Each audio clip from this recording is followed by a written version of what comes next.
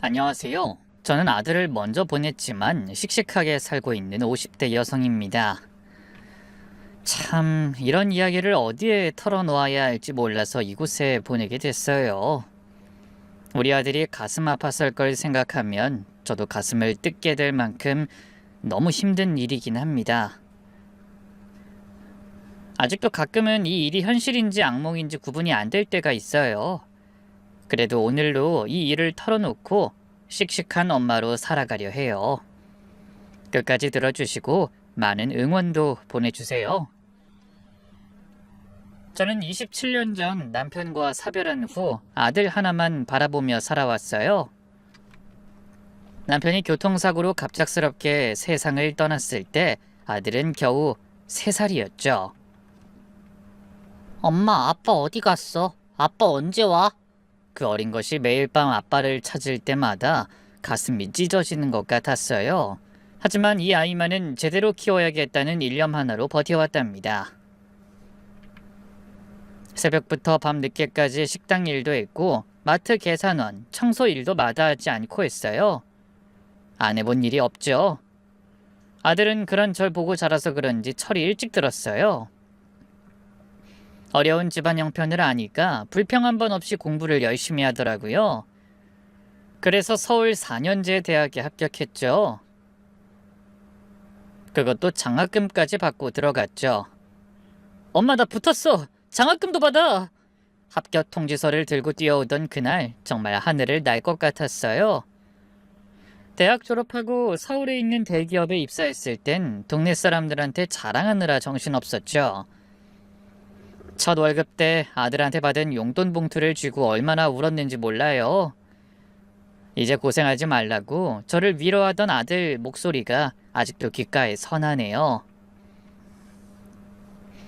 작년 새해가 시작되던 해 아들이 들뜬 목소리로 전화를 걸어왔어요. 엄마, 나 승진했어. 이제 대리 아니고 과장이에요. 32의 과장이면 빠른 편이라고 하더라고요. 그리고 더 놀라운 소식이 있었죠. 엄마, 그리고 나 결혼하고 싶은 사람도 생겼어. 30이 넘도록 연애 한 번 제대로 안 하던 녀석이라 걱정했는데요. 주말마다 집에서 게임만 하고 맞선 해주겠다고 하면 귀찮다고 도망가고 그랬거든요. 그런데 드디어 좋은 사람을 만났다니 얼마나 기뻤는지 몰라요. 예비 며느리를 처음 만난 건 주말에 아들이 데리고 왔을 때였죠. 어머니, 너무 떨리네요. 전 최혜지입니다. 선호 오빠한테 얘기 많이 들었어요. 긴 생머리에 단정한 원피스를 입은 모습이 정말 청순했어요. 나이는 아들보다 3살 어렸고요. 같은 회사 다른 부서에서 일한다고 했어요. 전 마케팅팀에서 일해요. 회사 엘리베이터에서 오빠 처음 봤을 때부터 좋아했어요. 예비 며느리는 요즘 젊은 사람답게 표현에도 솔직하고 싹싹한 게 참 마음에 들었죠. 나중에 주말마다 아들과 함께 집에 들렀어요. 올 때마다 예쁜 꽃다발까지 사들고 와서 애교를 부리는데 정말 딸이 생긴 것 같아서 좋았죠. 어머니, 나중에 저희 결혼하면 꼭 모시고 함께 살고 싶어요. 저희랑 살아주실 거죠? 말이라도 고맙다. 요즘 시대 시어머니 모시고 산단 며느리가 어딨어. 어머니 혼자 오빠 키우느라 애쓰셨잖아요. 이제 저희가 다 해드릴게요. 우리 아들을 정말 사랑하는 게 눈에 보였어요. 엄마, 난 엄마 같은 여자랑 결혼하고 싶었는데 드디어 만난 것 같아. 행복해하는 아들 얼굴을 보니 저도 덩달아 기뻤답니다. 결혼 준비를 시작한 지 6개월쯤부터 아들에게 이상한 변화가 생기기 시작했어요. 원래 활발하고 긍정적이던 애가 너무 우울해 보이더라고요. 얼굴도 수척해지고 통화를 할 때도 목소리에 기운이 없었어요. 선우야, 너 무슨 일 있어? 목소리가 왜 이렇게 안 좋아? 아니야, 엄마. 그냥 회사 일이 좀 많아서 그래. 연말이라 실적 압박도 있고.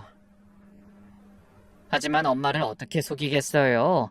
뭔가 큰 고민이 있다는 게 훤히 다 보였죠.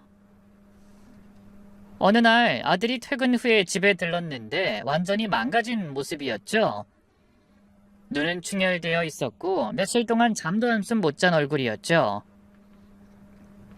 손도 계속 불안하게 떨고 있었고요. 엄마, 선우야 왜 이래? 무슨 일이야? 어디 아파? 얼굴이 이게 뭐니? 엄마, 회사에서 사람들이 날 다 이상하게 봐. 무슨 소리야?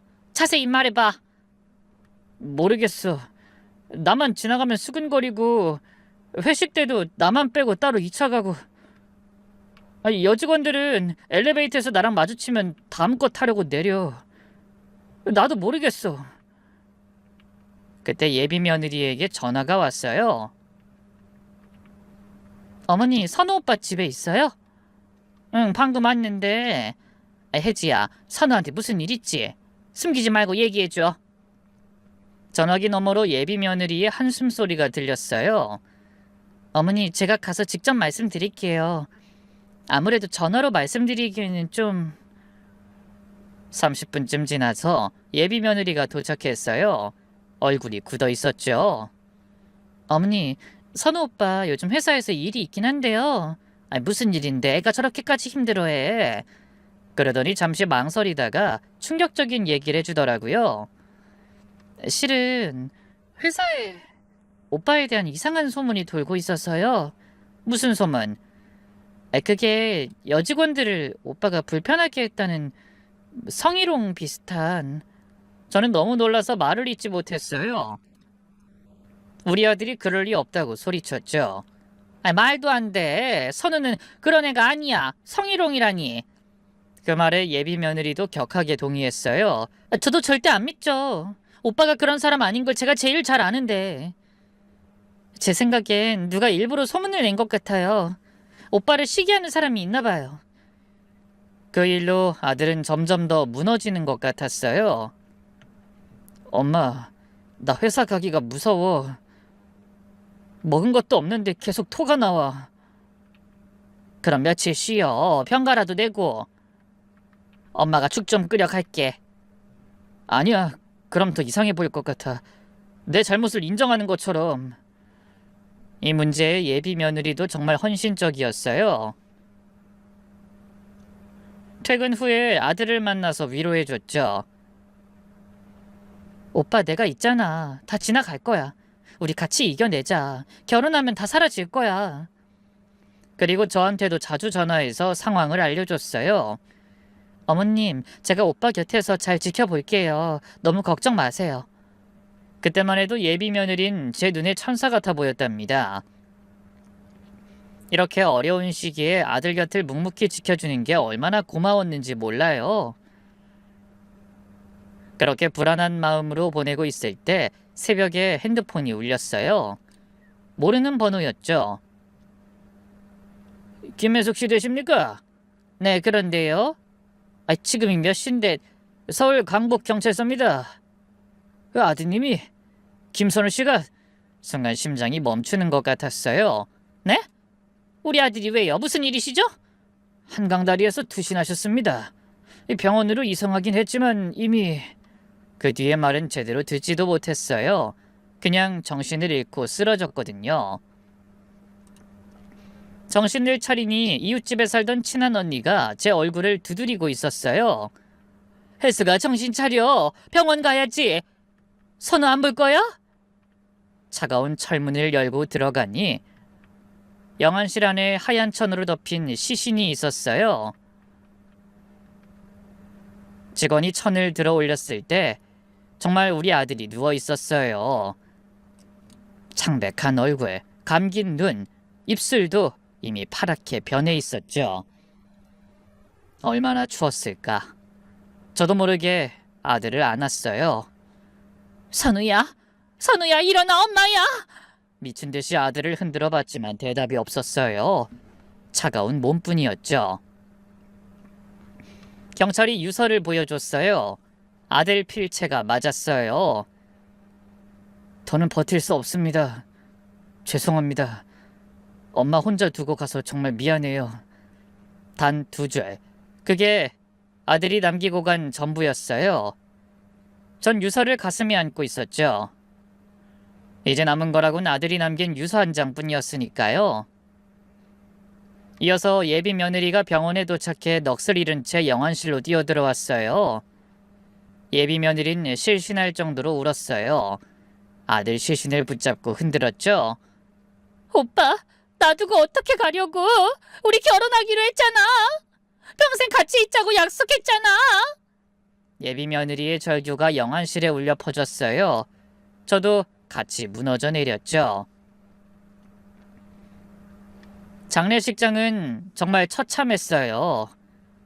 회사 사람들이 조문을 왔는데 다들 어색해하면서 수군거렸죠. 특히 아들을 괴롭히던 소문이라는 그 단어가 계속 귓가에 들려왔어요. 그리고 부장이라는 사람이 인사를 왔죠. 40대 중반쯤 돼 보이는 남자였죠. 어머님 되시죠? 저는 선우 직속 상사 최진호 부장입니다.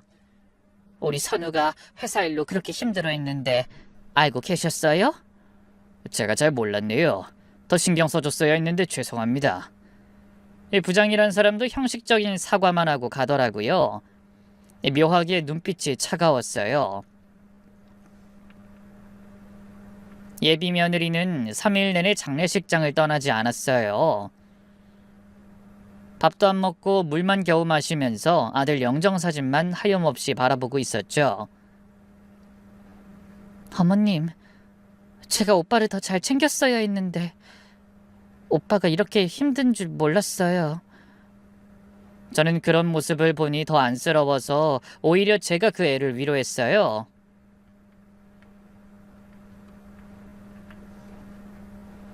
네 잘못 아니야. 넌 그동안 정말 잘했잖아. 우리 선우도 고마워할 거야. 마지막 통화에서 오빠가 사랑한다고 했어요. 그게 마지막 인사였나 봐요. 그래, 너라도 있어서 선우가 그나마 버틴 거야. 아들이 떠나고 전 납골당에 살다시피 했어요. 아들한테 넋두리라도 하고 오면 그래도 마음이 편했거든요. 그날도 첫 기일을 앞두고 납골당을 찾았어요. 매달 가긴 했지만 기일이 다가오니까 더욱 마음이 무거워졌죠. 아침 일찍 김밥을 싸서 들고 갔어요. 아들이 좋아하던 불고기 김밥이었죠. 콜라도 한 캔 샀고요. 선우야, 엄마 왔어. 네가 좋아하는 김밥도 가져왔어. 먹어봐. 납골당 2층. 아들이 잠들어 있는 곳에 도착했어요. 근데 뭔가 이상한 걸 발견했죠. 유골함 앞에 작은 종이가 놓여 있었거든요. 처음엔 누가 떨어뜨린 쓰레기인가 했어요. 하지만 종이가 명패 앞에 정확히 놓여 있었어요. 떨리는 글씨로 이렇게 적혀 있었죠. 제발 여기로 연락해 주세요. 기다리겠습니다. 글씨도 급하게 쓴 것 같았어요. 전화번호만 덩그러니 적혀 있고 이름도 없었죠. 처음엔 그냥 버릴까 했어요. 이상한 사람일 수도 있고 혹시 종교 권유 같은 건가 싶기도 했고요. 하지만 왜인지 모르게 이 불안한 마음이 들었답니다. 아들 유골함 앞에 일부러 놓고 간 것 같았거든요. 한참을 망설였어요. 전화를 걸까 말까 10분은 고민했죠. 신호음이 3번쯤 흘렀을 때 젊은 여자 목소리가 들렸어요. 여보세요? 저 여기 납골당에서 쪽지 보고 전화했는데요. 제가 말을 마치기도 전에 상대방이 급하게 물었어요. 혹시 선우 선배 어머님이세요? 심장이 쿵 내려앉았어요. 기다렸다는 듯 바로 아들 이름이 나오니 더 놀랐죠. 전화기 너머로 한숨 소리가 들렸어요. 안도의 한숨처럼 들렸어요. 어머님, 드디어 연락이 됐네요. 저는 김민지라고 합니다. 김민지? 미안해요. 난 모르는 이름인데. 그 선우 선배님과 같은 회사에서 일했어요. 영업지원팀 막내였고요. 아니, 근데 왜 여기에 이런 쪽지를... 어머님, 선우 선배님 죽음에 대해 꼭 알려드리고 싶은 게 있어요. 네? 그게 무슨 말이에요? 전화는 어렵고 직접 만나서 말씀드리고 싶은데 언제가 편하세요? 그런데 아들 후배와 만나기 바로 전 이상한 일이 생겼어요. 아무 연락도 없이 예비 며느리가 늦은 시간에 집으로 절 찾아왔어요. 정말 초췌한 얼굴로요.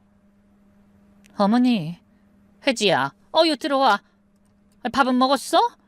아유, 눈이 퉁퉁 부었네. 어머니, 저 이제 혼자 어떻게 살아야 할지 모르겠어요. 거실에 앉자마자 예비 며느리는 서럽게 울기 시작했어요. 오빠가 없으니까 사는 게 의미가 없어요. 자꾸 저도 죽고 싶다는 생각이 들어요.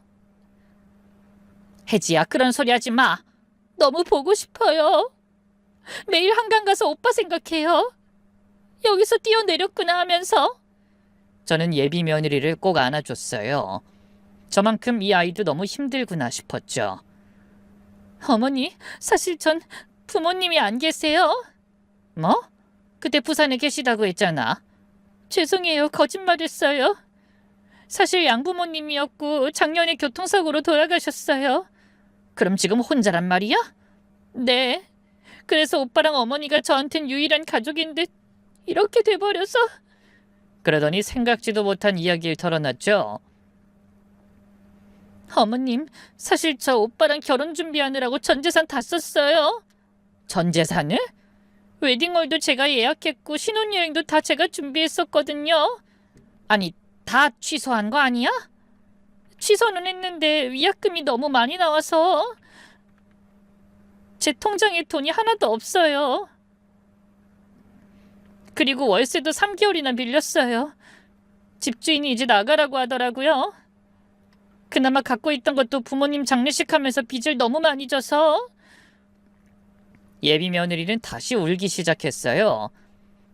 오빠 없이 혼자 사는 게 이렇게 힘들 줄 몰랐어요. 사실 아들이 남기고 간 돈이 많진 않았거든요. 마음처럼 선뜻 주기가 어려웠죠. 혜지야, 나도 실은 형편이 그렇게 넉넉하지는. 어머님, 저 정말 길거리에 나앉게 생겼어요. 제발 조금만 도와주세요, 네? 저 정말 오빠 없으니까 어떻게 살아야 할지 모르겠어요. 그 말에 가슴이 찢어졌어요. 알았어. 일단 내가 조금이라도 도와줄게. 떨리는 손으로 아들 통장을 꺼냈어요. 잔고가 500 정도가 들어있었죠. 그래, 얼마나 필요해? 이 정도면 되겠니? 어머니 정말 감사해요. 꼭 갚을게요. 취직하면 바로. 통장을 건네면서도 묘하게 마음이 불편했죠. 아들이 힘들게 모은 돈인데 싶어서요. 그래도 결혼까지 약속했던 애가 혼자 남겨진 게 너무 측은하고 안쓰러웠어요. 근데 그게 시작인 줄 몰랐어요. 매번 만날 때마다 돈 이야기를 꺼내더라고요. 어머니, 혹시 오빠가 보험 들어놨던 거 있나요? 보험? 글쎄, 그거 확인해 봐야겠네. 제가 수익자로 되어 있을 수도 있어요. 결혼 준비하면서 오빠가 바꿨을 거예요. 그러던 어느 날 예비 며느리가 서류를 잔뜩 들고 나타났어요. 어머님, 여기 가요. 오빠랑 같이 살려고 받은 집이에요. 아니, 이런 큰 돈이 어디 있어서. 오빠가 결혼 자금으로 모아둔 돈이 있다고 했어요. 어머니가 다 관리하고 계시죠? 무슨 소리야? 선우가 그런 말 한 적 없는데. 어머님, 오빠 통장 다시 확인해 보세요. 분명 있을 거예요. 그때 예비 며느리 눈빛이 이상했어요. 간절함을 넘어서 집착 같은 게 보였죠. 예비 며느리가 전세 계약서를 들고 온 그날 아들의 모든 통장을 다시 확인해 봤어요. 그런데 거기서 이상한 걸 발견했죠. 아들이 죽기 전 6개월 동안 거래 내역을 보니 아무리 결혼 준비라고 해도 이 예비 며느리에게 돈을 보낸 기록이 너무 많았어요. 생활비, 병원비, 학자금 대출까지 이런 식으로 계속 이어졌죠. 그래서인지 통장엔 돈이 별로 남아있지 않았어요. 대부분 예비 며느리에게 간 거였죠. 메모란을 보니 더 이상한 내용들이 있었어요. 혜지 아버지 사업자금 대출, 혜지 동생 학원비, 혜지 할머니 병원비. 부모님도 없다고 제 앞에서 그렇게 울어놓고 아버지 사업자금은 뭐고 동생은 또 누구란 말인가요? 그래서 예비 며느리가 찾아왔을 때 슬쩍 이 이야기를 꺼내봤어요. 혜지야, 너 부모님이 작년에 돌아가셨다고 했지? 네, 그렇죠. 아버지는 무슨 사업을 하셨어? 아, 그게 작은 가게를 하셨어요. 그래? 동생도 있었던 것 같던데. 선우한테도 동생 얘긴 못 들은 것 같은데. 그때 예비 며느리 얼굴이 살짝 굳었어요. 동생이요? 아, 사촌 동생 얘기하신 거예요? 사촌? 그럼 네가 학원비까지 대줬어? 그게 부모님 돌아가시고 제가 맡게 됐어요. 할머니도 계셨네? 병원비 내준 것도 그렇고. 친할머니. 아니, 아픈 건 외할머니예요. 작년에 돌아가셨지만. 말이 계속 바뀌고 있었어요. 처음엔 부모님이 작년에 돌아가셨다더니 이젠 할머니도 작년에 돌아가셨다고 하고 자기 말에 점점 꼬이는 것 같았죠. 그저 가엾게만 보고 있었는데 며느리에 대한 의심이 생겨나기 시작했습니다. 그러다 아들 후배인 민지를 만나는 날이 됐어요. 약속 장소는 납골당 근처 조용한 카페였죠. 20대 후반쯤 돼 보이는 앳된 여자가 들어왔어요. 아, 어머님이시죠? 제가 연락처 남기고 간 김민지라고 합니다. 민지는 가방에서 사원증을 꺼내 보여줬어요. 정말 아들과 같은 회사 직원이었죠. 저는 영업지원팀에서 일하고 있어요. 그리고 선배님이랑 같은 층에서 일했어요. 선배님은 정말 좋은 분이셨어요. 제가 신입 때부터 많이 도와주셨거든요. 아유, 그랬군요. 근데 그 쪽지는 어머님께 꼭 알려드려야 할 게 있어서요. 민지가 심각한 표정으로 말했어요. 어머님, 선우 선배님은 절대 그런 사람 아니었어요. 그런 사람이라니? 회사에 돌던 소문 있잖아요. 여직원 성희롱했다는. 그건 완전히 조작된 거예요. 아니, 조작된 증거가 있어요? 그러더니 가방에서 준비해온 서류를 꺼냈어요. 이것부터 보세요. 제가 혼자서 몇 달 동안 조사한 거예요. 서류를 펼쳐보니 그 안엔 충격적인 내용이었어요. 선배님한테 성추행당했다고 신고한 여직원이 3명이었어요. 근데 이 진술서 보세요. 첫 번째 여직원은 6월 15일 회식 때 성추행당했다고 했는데 그날 선배님은 부산 출장 중이었어요. 출장 기록도 여기 있고요. 정말이었어요. 그 무렵 아들이 출장 간 날을 저도 기억하고 있었거든요. 두 번째 여직원은 7월 3일 오전에 엘리베이터에서라고 했는데 그날 회사 건물 엘리베이터가 고장나서 종일 계단으로 다녔거든요. 퇴근 1시간 전에 고쳤고요. 3명 다 진술서가 허술해요. 증거는 더 있었어요. 민지가 핸드폰을 꺼내 카톡 대화를 보여줬죠. 이건 제가 점심시간에 몰래 찍은 건데 회사 여직원들끼리 하는 대화예요. 난 혜지 언니가 시키는 대로 했어. 이거 괜찮은 거 맞지? 우리한텐 피해는 없대. 근데 선우 과장님 좀 불쌍하다. 안 잘리려면 방법 있냐? 그리고 100만 원이나 준다는데 그냥 하라는 대로 하자. 제가 놀라서 물었어요. 설마 이 사람들이 말하는 혜지라면 최혜지 말하는 거예요? 네. 어머님도 아시는 그 사람이요. 선우 선배랑 만난 최혜지 맞아요. 민지가 손을 떨면서 다른 사진을 보여줬어요. 혜지랑 우리 부장님이 같이 있는 사진이에요. 사진 속에서 예비 며느리와 최 부장이라는 사람이 다정하게 팔짱을 끼고 있었어요. 아니, 이게 언제 찍은 사진이에요? 작년 2월이에요. 선배님이랑 사귀기 전이죠. 그럼 설마 이 둘이... 네. 이 두 사람 관계가 먼저였던 것 같아요. 그리고 뒤에 선배님한테 접근한 거고요. 저는 그 모든 걸 보고도 믿을 수가 없었어요. 아들을 따라 죽겠다던 예비 며느리의 정체도 혼란스러웠지만 이 모든 걸 파헤치고 있는 민지라는 아가씨에 대해서도 불안한 마음은 마찬가지였죠. 내가 처음 본 민지 씨 말을 그대로 믿기가 힘드네요. 왜 혼자 이걸 조사한 거예요? 사실 저도 신입 때 부당한 일을 당했거든요. 무슨? 팀장님이 회식 때마다 저한테 술을 따르라고 했어요. 2차 가서 노래방에선 블루스 추자고 하고 거절하면 신입이 버릇이 없다면서 최하점 주겠다고 협박했죠. 아이 세상에, 어느 날 회식에서 또 그러는데 그때 선우 선배님이 나서주셨어요. 팀장님한테 대놓고 말했어요. 신입 괴롭히면 인사팀에 정식으로 문제 제기하겠다고요. 그 후론 팀장님이 절 건드리지 않았어요. 선배님이 계속 지켜봐 주셨거든요. 우리 선우가? 민지의 눈가가 붉어졌어요. 네, 선배님 덕분에 지금까지 회사 다닐 수 있었어요. 제가 도와드렸어야 했는데 이상하다 싶긴 했는데 실은 그때 무서워서 못 나섰어요. 그게 너무 죄책감이 들어서 선배님이 돌아가신 뒤로 혼자서 조사하기 시작한 거예요. 민지가 말해준 이야기가 제가 알고 있던 아들의 모습이었죠. 그 말을 듣고 나니 왜 저에게 그런 쪽지를 남겼는지, 이 사실을 조사하고 있었는지 모두 이해가 됐어요. 그리고는 민지가 책상 위에 노트북을 하나 꺼냈어요. 폴더가 빽빽하게 차 있었죠. 지금부터가 중요해요, 어머니. 제가 6개월 동안 조사한 자료거든요. 아니, 뭐가 이렇게 많아요? 최혜지가 이런 일을 처음 한 게 아니더라고요. 민지가 보여준 자료는 충격적이었어요. 4명의 남자들이 이런 비슷한 일로 고통을 받았더라고요.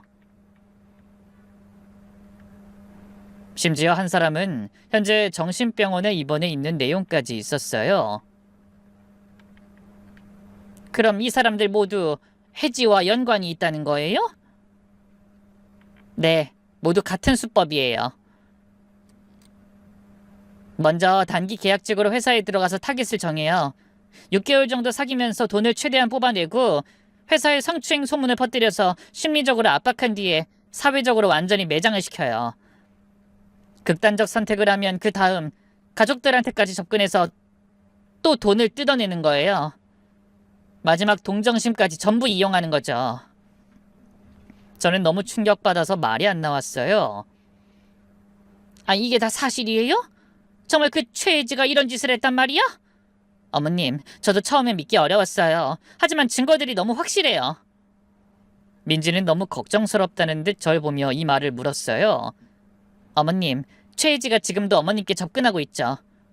거의 집에 매일 오긴 하는데 조심하셔야 해요. 이젠 그 여자가 어머님을 노리고 있으니까요. 집으로 돌아와 떨리는 마음으로 민지가 준 자료를 다시 꼼꼼히 읽어봤어요. 예비 며느리에게 당한 사람들을 보는데 가슴이 찢어지는 것 같았어요. 다들 우리 아들처럼 창창한 나이에 성실하고 온순한 모습이었거든요. 그날 밤 예비 며느리한테서 문자가 왔어요.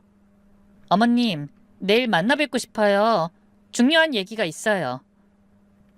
평소 같으면 그냥 편하게 만났겠지만 이젠 무서웠어요. 무섭긴 해도 무슨 얘기라는진 들어보기로 마음먹었죠. 전 예비 며느리를 만나기 전에 민지를 먼저 불렀어요. 민지가 예비 며느리의 범죄 패턴을 상세히 설명해 주겠다고 했거든요. 보니까 대상이 다 똑같아요. 대기업에 다니는 미혼 남성, 부모님이 한 분만 있는 경우, 성격은 내성적이고 연애 경험이 적은 사람으로요. 선우 선배처럼 착한 사람은 완벽한 타깃이었을 거예요. 아니, 어떻게 우리 선우를 사귀고 나서도 완벽한 여자친구 연기를 해요. 효도하고 다정하고 헌신적이고 시어머니는 특히 더 잘했을 거예요. 어른들한테 신뢰를 얻기 위해서요. 이런 나쁜 년, 그동안 그게 다 연기였단 거잖아. 이게 끝이 아니에요. 사귀면서도 가족이 아프다, 집안이 어렵다는 온갖 거짓말로 동정심을 유발해서 돈을 빼내고, 다 빼내고 나면 회사 동료랑 짜고 성희롱 소문을 퍼뜨리는 거죠. 고립시켜서 의지할 사람을 딱 자기 한 명으로 만들어두는 거예요. 그래서 결국 우리 선우처럼 그런 선택을... 저도 모르게 아들의 마지막 모습이 떠올라 몸을 떨었어요.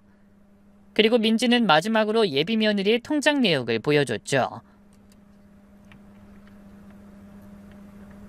지난 5년간 최소 3억 이상을 모았더라고요.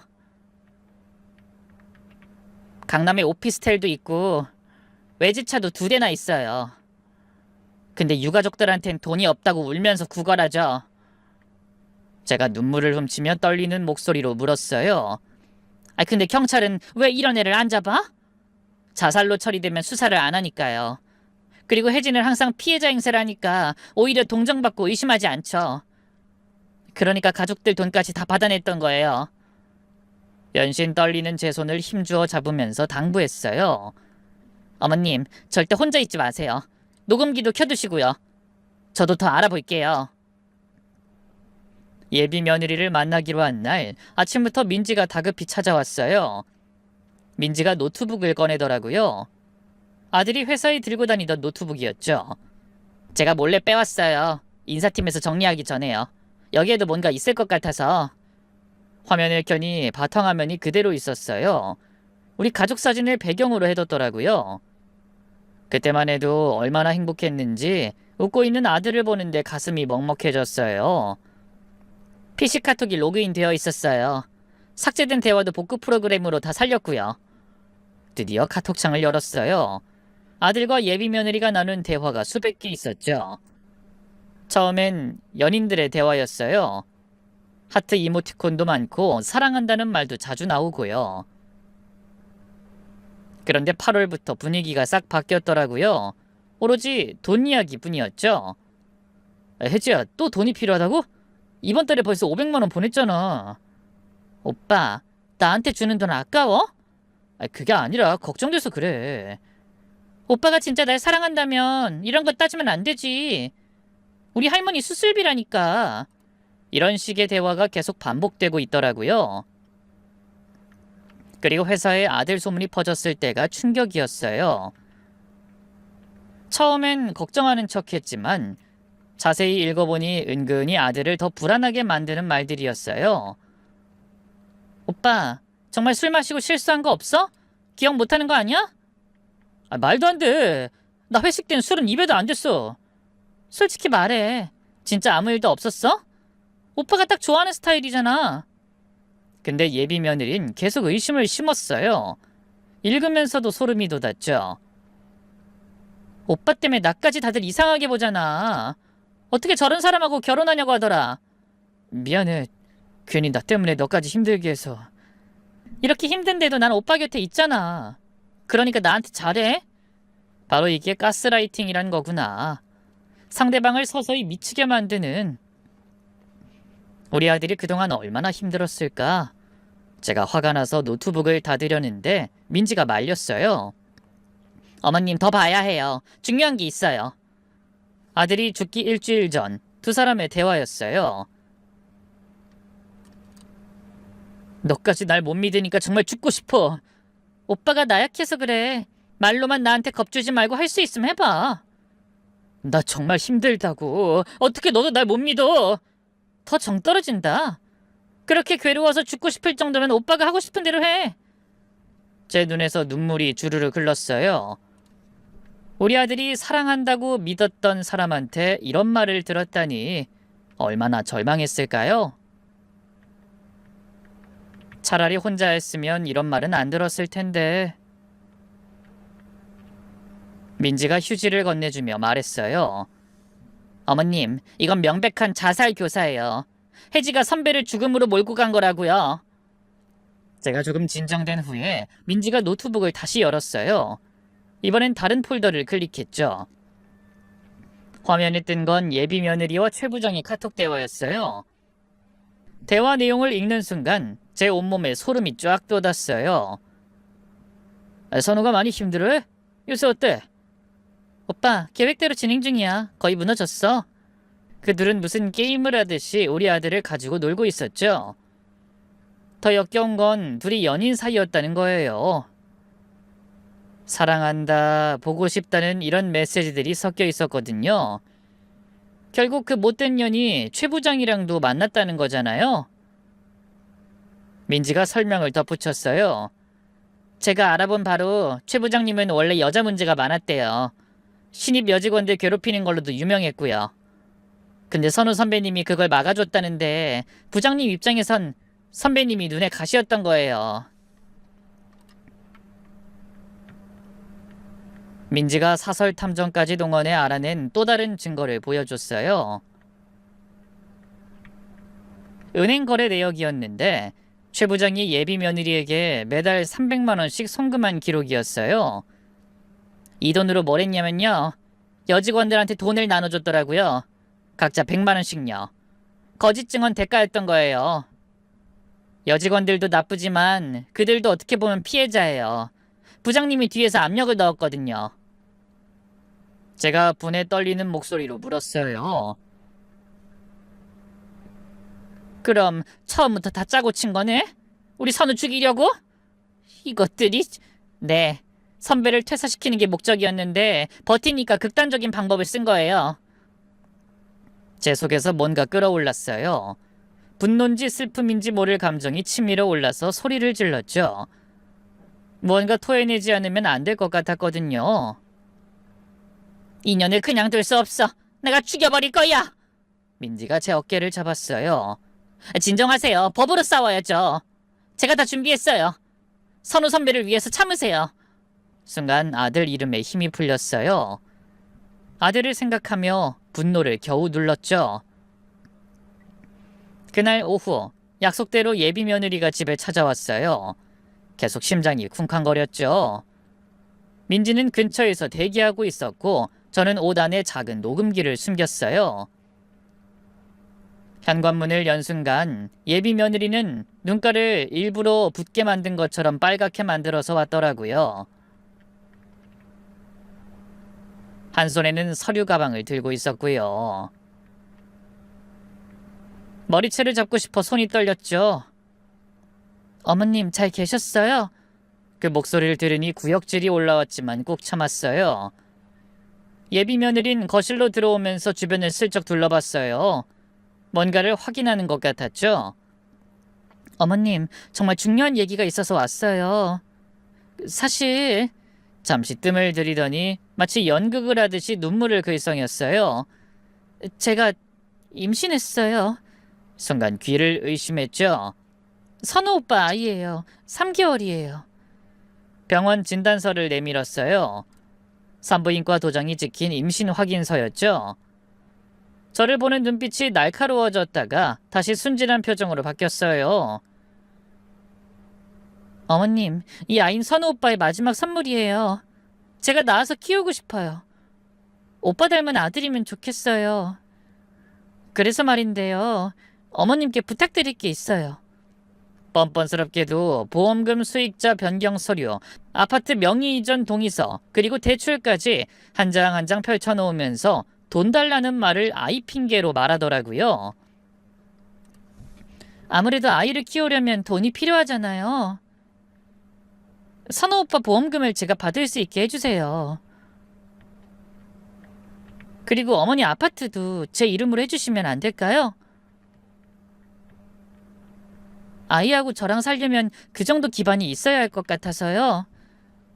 점점 본색을 드러내고 있었어요. 제가 일부러 놀란 척하며 물었죠. 그렇게 많은 걸 한꺼번에? 어머니, 그리고 하나 더 있는데 어머니 명의로 대출 좀 받아주세요. 2억 정도만요. 뭐? 2억이나? 왜 그렇게 많이? 사실 오빠가 남긴 빚이 있어요. 인터넷 도박 때문에 진 빚이 3천만 원이고 제가 그걸 모르고 오빠 도와주다가 진 빚도 있고요. 그리고 아이 키우는데 돈이 많이 들잖아요. 거짓말도 정도가 있지. 아들이 도박까지 했다고 하더군요. 애써 화를 참으며 말했어요. 선우는 도박 같은 거 안 했어. 절대로. 내 아들은 엄마인 데가 모르겠니? 처음엔 저한테도 숨겼어요. 회사 일로 스트레스 받아서 시작했대요. 제가 말렸는데도. 가짜 서류를 보여줬어요. 온라인 도박 사이트라는데 그건 누가 봐도 조작된 거였죠. 어디 지금 이딴 걸 내밀어? 이거 다 거짓말이잖아. 제가 소리를 지르자 표정이 완전히 변했어요. 가식을 벗어던진 진짜 얼굴이었죠. 어머니 왜 이러세요? 오빠 아이를 임신했다고요. 어머님한테 손주잖아요. 그것도 못 믿겠다 나는. 정 못 믿으시겠으면 양수검사라도 할까요? 아이가 위험할 수도 있는데 이러다가 어머니 손주 잃으면 후회하실 수도 있어요. 심지어 배를 쓰다듬으면서 저를 위협하듯이 말했어요. 정말 무서운 애더라고요. 예비 며느리가 떠난 직후 민지가 전화를 걸어왔어요. 전 호흡이 가쁠 정도였죠. 어머님, 괜찮으세요? 그년이 임신했다는데 그것도 거짓말이겠지? 당연하죠, 어머님. 지금 제가 모시러 갈게요. 꼭 만나셔야 할 분이 있어요. 30분 후 민지가 차에 저를 태워서 주소를 찍더니 바로 출발을 하더라고요. 어디 가는 거야? 5년 전 피해자 어머님 댁에 가요. 어머님이 혜지 실체를 확실히 아셔야 해요. 선우 선배님이랑 똑같은 일을 당했더라고요. 제가 피해자 가족들 찾아다니면서 연락처 받아뒀거든요. 그렇게 안산의 한 아파트에 도착했어요. 초인종을 누르니 50대 중반쯤 돼 보이는 여자가 힘없이 나왔어요. 눈가에 깊은 주름이 있었는데 오랜 슬픔의 흔적 같았죠. 어서 오세요. 전 이준 엄마예요. 민지 씨한테 얘기 들었어요. 안으로 들어가니 거실 안쪽에 사진이 크게 걸려 있었어요. 아들의 영정사진이었죠. 준호 어머니가 먼저 입을 열었어요. 선우 씨, 우리 애랑 똑같더라고요. 그 여자, 그땐 김수연이란 이름을 썼어요. 이름도 참 많았네요. 처음엔 천사 같았죠. 집안일도 도와주고 음식도 해주고. 저보다 준호를 더 아끼는 것 같았어요. 근데 6개월쯤 지나니까 돈을 달라기 시작하더라고요. 병원비, 부모님 수술비, 생활비. 준호가 안 주면 마음이 편했다면서 울고불고. 들으면서도 놀랐죠. 정말 우리 아들과 너무 똑같았어요. 그러다가 회사에서 성추행 소문이 났죠. 우리 애가 억울하다면서 매일 울었어요. 그러다 결국 11월에 스스로 그렇게. 우리들은 서로를 바라보며 울었어요. 같은 달에 같은 방법으로 아들을 잃었더라고요. 장례식 때도 3일 내내 오빠 없이 어떻게 살아면서 울었어요. 저보다 더 슬프게 우는데 어떻게 그런 애를 제가 의심할 수가 있겠어요? 근데 그 후에 어떻게 됐어요? 장례 끝나고 일주일쯤 지났을 때 우리 애가 도박빚이 5천만 원 있다더라고요. 그것도 똑같네요. 다 거짓말이었어요. 나중에 알아보니 서류도 다 위조였더라고요. 하지만 믿을 수밖에 없었어요. 마지막으로 아들 명예라도 지켜주고 싶어서요. 자연스럽게 서로의 등을 쓰다듬었어요. 그 모습을 보더니 민지도 눈시울이 붉어졌어요. 이 여자 수법은 항상 같아요. 완벽한 매뉴얼이 있는 것처럼요. 이제 두 분이 힘을 합쳐야 할 때예요. 법의 심판을 제대로 받게 하려면 똘똘 뭉쳐야죠. 그리고 하늘에 있는 두 분 한도 다 풀어줘야 하고요. 준호 어머니가 제 손을 잡으면서 힘있게 들어 올렸어요. 우리가 못 지킨 아들들, 이제라도 억울함을 풀어줘야 하지 않겠어요? 네, 그래야죠. 그년을 절대 그냥 둘 수 없어요. 끝까지 해보시죠. 그날 집에서 나온 후 우리는 작전을 짰어요. 함정에 빠뜨릴 완벽한 계획을요. 혜지가 원하는 걸 주는 척하면서 증거를 확보하는 거예요. 어머님이 미끼인 거죠. 그래, 이젠 뭐든지 무서울 것도 걱정되는 것도 없어. 다 해볼게. 다음날 예비 며느리에게 전화했어요. 최대한 힘없는 목소리로 연기했죠. 혜지야, 어제 일은 미안하구나. 내가 너무 감정적이었어. 갑자기 왜 이러세요? 생각해보니 네 말이 맞아. 선우 아이라면 당연히 낳아야지. 내가 도와줄게. 전화기 너머로 그녀의 비웃음 소리가 들리는 것 같았어요. 정말이세요, 어머니? 이제 어머니 같네요. 그래, 근데 대신 조건이 있어. 정말 선우 아이가 맞는지 확인하고 싶거든. 뭐 그건 저도 알아봤는데 양수검사는 위험하대요. 요즘은 피검사로도 된다던데. 그것만 확인되면 다 해줄게. 집도 보험금도. 예비 며느린 잠시 망설이다가 대답했어요. 알겠어요. 그럼 내일 만나요, 어머님. 전화를 끊자마자 작전을 시작했죠. 내일 혜지 만나기로 했어. 준비됐지? 네, 어머님. 경찰도 대기시켜놨어요. 떨지 말고 잘하세요.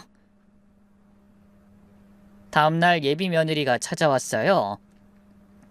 이번엔 더 많은 서류를 들고 왔더라고요. 어머님, 제가 일단 필요한 서류는 다 준비해 왔어요. 서류를 펼쳐놓는 모습을 보며 오늘이 네 인생 마지막이다 생각했습니다. 혜지야, 근데 말이야. 난 선우가 도박했다는 게 믿기지가 않아. 혹시 증거 있니? 물론이죠. 여기 보세요. 자신 있게 서류를 내밀었어요. 온라인 도박 사이트 이용 내역과 대출 서류였죠. 이게 다 진짜야? 당연하죠, 어머니. 일단 여기 서명하세요. 은행 마감 시간이 얼마 안 남았어요. 이상하게 저를 재촉했어요.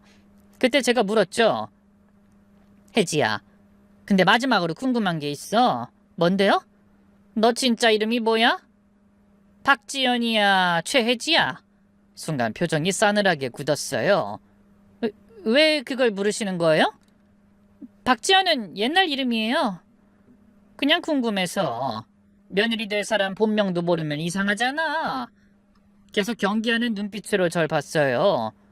최혜지가 맞아요. 그냥 아파성 쓰기도 싫었고요. 말하자면 복잡한데 저도 집안에 문제들이 많아서 이 부분은 나중에 차근차근 다 말씀드릴게요. 그럼 김수연은 이준호랑 만났던 애는 누구야? 예비 며느리는 놀라서 벌떡 일어섰어요. 얼굴이 하얗게 질려 있었죠. 뭐라고요? 어머니 제 뒷조사했어요? 조사? 아니야. 그냥 이준호 어머니가 나한테 알려주셨어. 이준호, 김정훈, 박민수 다 네가 죽인 거지? 바로 그 순간 현관문이 벌컥 열렸어요. 경찰입니다! 예비 며느리가 도망치려 했지만 이미 늦었죠. 경찰 2명이 바로 문을 막아섰어요. 그리고 도망치려는 걸 보자 제가 눈이 뒤집혀서 먼저 달려들었죠. 어디가 이년아? 제가 예비 며느리 머리채를 잡았어요. 평생 누구와도 싸워본 적 없는 제가 말이에요. 우선 선우 돌려줘. 내 아들 돌려내! 그년을 바닥에 쓰러뜨리고 주먹으로 때렸어요. 경찰이 말리는데도 미친 듯이 때렸죠. 네가 우리 선우를 죽였어. 이 살인자 같은 년, 이 악마야! 어머님 진정하세요. 민지와 경찰이 겨우 절 떼어냈어요. 예비 며느린 코피를 흘리며 바닥에 쓰러져 있었죠. 미친년, 다 찍혔죠? 당신 날 폭행했어? 이것도 고소할 거야? 제 앞에서 끝까지 뻔뻔하게 소리쳤지만 전 멈출 수가 없었어요. 고소해, 해! 근데 우리 선우는 누구한테 고소하니? 억울하게 죽은 우리 애는? 제가 울부짖었어요. 아니, 그건 울음이 아니라 짐승 같은 절규였어요.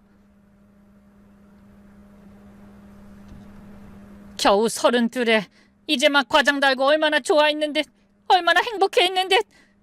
아들 생각에 그대로 무릎이 꺾여 힘없이 주저앉았어요. 그렇게 힘든 애를 죽으라고? 어떻게 그런 소리를, 이 나쁜 년아! 다시 그년을 덮치려는데 민지가 제 몸을 안으면서 말렸어요. 어머님 이제 됐어요. 경찰이 데려갈 거예요. 더 기운 빼지 마세요. 안 돼, 아직 안 끝났어. 이 년이 얼마나 우리 선우를 괴롭혔는지 알아? 매일 나한테 엄마 난 나쁜 사람 아니야, 내가 안 그랬어 그러면서 울었어. 다 이 년 때문이야. 경찰이 예비 며느리를 수갑채워 일으켜 세웠고 마지막으로 절 보며 비웃었어요. 어머님도 참 불쌍하네요. 아들 하나 제대로 못 지키고. 순간 그 말에 제가 완전히 이성을 잃었어요. 뭐라고? 너 뭐라 그랬어? 현관에 있던 신발을 잡히는 대로 잡아던졌더니 얼굴에 정통으로 맞았죠. 너 같은 악마한테 우리 선우가 당한 게 아니야. 차라리 사고로 죽었으면, 병으로 아파서 간 거면 이렇게 억울하지도 않을 텐데. 어떻게 너 같은 게, 넌 사람도 아니야. 그때 뒤에 서 있던 준호 어머니가 저를 껴안았어요. 이제 그만. 우리가 이기는 거예요. 전현을 감옥에 보내야죠. 우리 애들이 얼마나 무서웠을까요? 혼자서 얼마나 외로웠을까요? 아들을 잃은 두 엄마끼리 서로를 붙잡고 울었어요. 민지도 옆에서 울고 있었어요. 선우 선배가 하늘에서 다 볼 거예요. 엄마가 복수해줬다고 고맙다고 할 거예요. 경찰차가 떠나고 저는 현관문 앞에 그대로 쓰러졌어요. 선우야, 엄마가 너무 늦었지? 미안해. 정말 미안해. 그날 밤 저는 몇 년 만에 아들 방에서 잤어요. 아들이 덮던 이불을 꼭 껴안고요.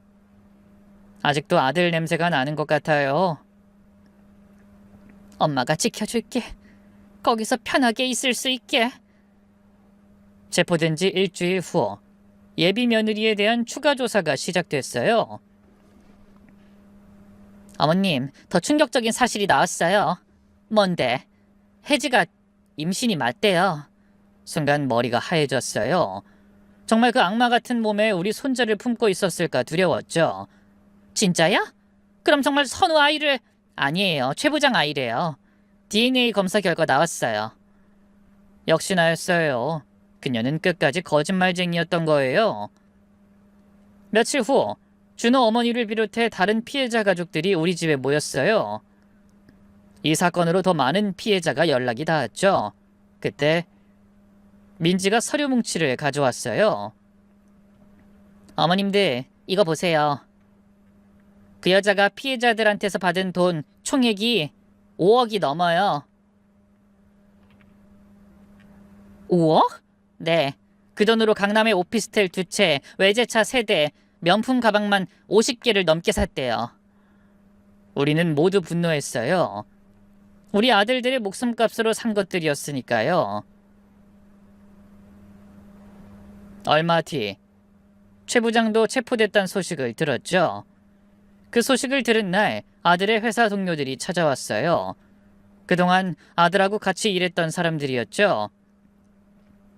어머님 죄송합니다. 저희가 선우를 못 지켜서. 그리고 한 여직원이 무릎을 꿇었어요. 제가 거짓 증언했어요. 잘못했습니다. 인사고과를 협박해서 정말 죄송해요. 과장님은 정말 좋은 분이었어요. 최 부장이 절 추행하려 할 때 막아주신 분이에요. 근데 제가 배은망덕하게... 저는 두 여직원을 일으켜 세웠어요. 진짜 나쁜 놈들은 따로 있었으니까요. 그때 또 다른 직원이 말했어요. 최 부장이 횡령한 돈이 2억이 넘는데요. 그동안 여직원 성추행한 것도 다 드러났고요. 그 돈으로 둘이 놀았겠죠? 그것도 경찰에 다 넘어간 거죠? 네, 그 호텔 기록 보니까 일주일에 3번씩 만났대요. 선우 과장님이 죽던 날도... 차마 말을 끝맺지 못하고 울먹였어요. 제가 바라는 건 우리의 억울함 풀어주는 거예요. 꼭 명예를 지켜주세요. 며칠 후 최 부장 부인이 절 찾아왔어요. 생각지도 않았던 사람이었죠. 어머님 정말 죄송합니다. 40대 후반의 단정한 여성이었는데 많이 초췌해 보였어요. 제 남편이 그런 짓을 정말 몰랐어요. 바람 피운 것도 선우 씨를 몰아간 것도. 저 이혼할 거예요. 그리고 남편 재산 다 정리해서 피해자분들께 보상하려고요. 선우 씨 목도. 괜찮아요. 이 일이 돈으로 해결되는 게 아니에요. 최 부장 부인이 가방에서 봉투를 꺼냈어요. 아들이 최 부장에게 쓴 항의 편지였죠. 착한 우리 아들이 오죽 답답했으면 이렇게까지 했을까 싶더라고요. 근데 남편이 이 편지를 받고도 오히려 선우 씨를 더 괴롭혔나 봐요. 죄송합니다. 저는 편지를 꼭 쥐고 울었어요. 선우야, 얼마나 억울했니? 엄마한테라도 말하지 그랬어. 선고 후 한 달이 지나고 저는 교도소로 면회를 갔어요. 마지막으로 하고 싶은 말이 있었거든요. 아니, 마지막으로 확인하고 싶은 게 있었어요. 화장기 없는 얼굴이 더 창백했죠. 하지만 이 눈빛은 여전히 사악한 뱀 같았어요. 왜 오셨어요? 구경이라도 오신 거예요? 마지막으로 묻고 싶은 게 있어서. 선우 마지막 날 정말 네가 전화 받았어? 네, 뭐 죽기 30분 전에 전화가 오긴 했어요. 그때 뭐라고 했는데 엄마한테 미안하다고요. 뭐 못난 아들이라서 죄송하다고 그런 말도 했고요. 그 말에 눈물이 났어요. 우리 아들이 마지막까지도 저를 생각한 마음이 느껴졌죠. 그리고 그게 다예요. 그리고 끊었어요. 말해줄까 하다가 귀찮아서. 거짓말하지 마. 제가 가방에서 서류를 꺼냈어요. 이게 뭔지 알아? 통화 녹취록이야. 경찰에서 복원했어. 선우는 살고 싶다고 했더라. 그리고 도와달라고도 했고. 근데 넌 뭐라고 했는지 알아? 그냥 살지 마. 어차피 오빤 끝났어. 이렇게 말했더라고. 마지막으로 엄마한테 미안하다고 전해달라는 말도 귀찮다고 끊어버렸지. 제 말에 고개를 숙였어요. 네가 우리 선우 마지막 희망을 끄는 거야. 살인자야 너는. 근데 갑자기 고개를 들었어요. 놀랍게도 눈물을 흘리고 있더라고요. 저도 지금은 다 후회해요. 뭐? 선우 오빤 다른 사람들과 달랐어요. 진짜 절 사랑했던 것 같아요. 지금 와서 그게 무슨 소리야? 감옥에서 생각해봤어요. 왜 그렇게 살았나? 왜 그런 짓을 했나? 갑자기 울먹였어요. 어릴 때부터 아무도 절 사랑하지 않았어요. 부모님도 친구들도. 그래서 복수하고 싶었어요, 세상에. 그만해! 역겹다. 그런다고 뭐가 달라져? 오빠만큼은 진심으로 절 아껴줬어요. 근데 전 이미 너무 멀리 와버렸고. 더는 들어줄 수 없어 일어섰어요. 그래, 언젠간 여길 나올 거야. 하지만 우린 기다리고 있을 거야. 피해자 가족들이 두 눈 뜨고 너를 보고 있을 거라고. 넌 절대 다신 예전처럼 살 수 없어. 어딜 가든 살인자라는 꼬리표가 널 따라다닐 거야. 죽는 날까지. 아니, 그 눈에 처음으로 공포가 보였어요. 무엇보다 평생 죄책감에 시달리면서 살게 될 거야. 선우처럼 착한 사람을 죽인 죄, 그게 너의 지옥이 될 거니까. 감옥에서 있는다고 죗값을 치르는 게 아니란 것만 알아. 여기가 끝이 아니야. 어머님, 정말 죄송해요. 저 정말 진심으로 반성하고 있어요. 전 뒤도 돌아보지 않고 나왔어요. 밖에서 민지가 절 기다리고 있었어요. 어머님, 어떠셨어요? 진짜 후회하는 걸까요? 모르겠어. 그래도 시원하다. 이제야 다 끝난 것 같아. 교도소를 나오면서 하늘을 봤어요. 맑은 하늘이 우리 아들 웃는 모습 같았죠. 그리고 전 엄마들의 인연으로 하늘에 있는 아들들도 친구가 될 수 있게 만들었어요. 선우야, 외롭지 않지? 준호, 정훈이, 민수도 있잖아. 거기서 다들 친구 됐지? 서로의 기일에 함께하면서 납골당에 모여 각자의 아이들에게 인사를 하는 게 우리의 일상이 됐어요. 같은 상처가 있는 사람들끼리만 나눌 수 있는 공감이었죠. 마지막으로 이 사연을 들은 모든 분들께 진심으로 부탁드려요. 스스로 목숨을 끊는 사람들에게 쏟아지는 따가운 시선들이 있다는 걸 알아요. 나약하고 이기적이라고요. 하지만 그런 선택을 하기까지 그들이 얼마나 고통스럽고 외로웠을지, 얼마나 절망적이었을지에 대해 한 번만 생각해 주셨으면 좋겠습니다. 부디 극단적 선택을 한 사람들을 향한 비난보다 그들을 그렇게 만든 가해자들을 향한 조사가 더욱 철저히 이뤄지길 바랍니다. 그래야 우리 아이들이 하늘에서라도 억울하지 않게 살 수 있을 테니까요. 저는 이 글을 끝으로 아들을 잘 보내주려고 해요. 이제는 가슴에만 묻어두고 앞으로 나아가려고요. 사랑해, 내 아들 선우야. 영원히 사랑한다. 긴 이야기 들어주셔서 감사합니다.